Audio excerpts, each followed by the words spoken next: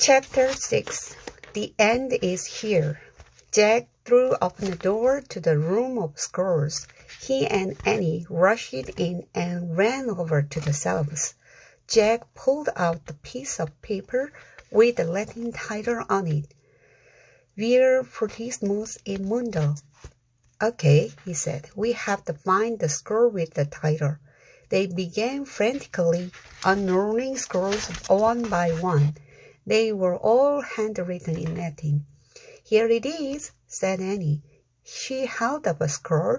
The words at the top matched the ones on their paper. Yay, said Jack. I wish I could read Latin so we could find out what the story is. Don't think about it now, said Annie. Let's go. Annie handed the scroll to Jack, then started out of the room. Come on, she said. Bring it. I just want to check and see what the story is about, said Jack. He put the scroll in the letter bag.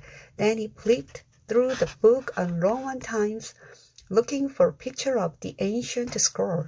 In the middle of the book, he found a picture of a volcano erupting over a town.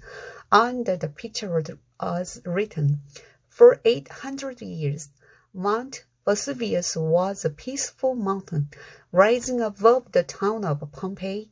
Then, at noon on August 24, AD 79, it erupted into a deadly volcano. Oh no, whispered Jack. August 24, AD 79, that's today. Oh man, what time is it? He looked around wildly. Annie!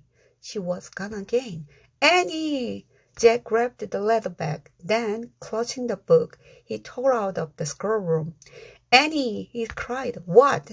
Annie appeared at the door to the dining room. Volcano stirred Jack. What? Said Annie. It's coming a volcano at noon, said Jack. Annie gasped. What time is it? Cried Jack. So that's what the soothsayer meant. Annie said, The end is near. What time is it? Jack asked again. He looked around the garden. He saw something near the mermaid fountain. A sundial. A sundial, he said. That's how the Romans told time. Jack and Annie raced to the sundial. What time does it say? Said Annie. I don't know, said Jack. His hands shook as he turned the pages of the book. He stopped on a picture of the sundial. It showed examples of different times. Jack looked back and forth from the page to the real sundial in the garden. Here, he said, he had found the one that matched. Jack read the writing under the picture. The shadow on the sundial can hardly be seen at noon.